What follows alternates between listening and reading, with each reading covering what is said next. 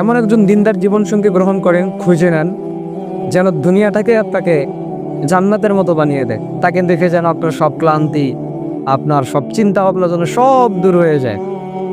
ফাতেমা রাদিয়াল্লাহু তাআলা আনহার ইন্তেকালের পর আলী রাদিয়াল্লাহু তাআলা আনহু বলতেছেন যে আমি কিভাবে তাকে মাটি দিব যে চেহারাটার দিকে তাকালে আমার ক্লান্তি দূর হয়ে যেত, যে চেহারার দিকে তাকালে আমার চিন্তা ভাবনা সব দূর হয়ে যেত, আমার ক্লান্তি দূর হতো। এই চেহারাটা কিভাবে আমি আজকে মাটির নিচে রেখে আসবো।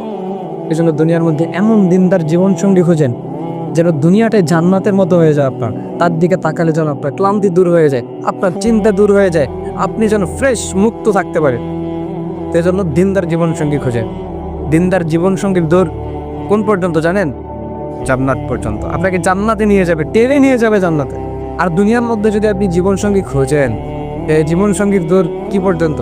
মৃত্যু পর্যন্ত, দুনিয়া পর্যন্তই শেষ। এজন্য দিনদার জীবনসঙ্গী খুঁজেন যেন আপনাকে টেনে জান্নাত পর্যন্ত। Subscribe to my channel.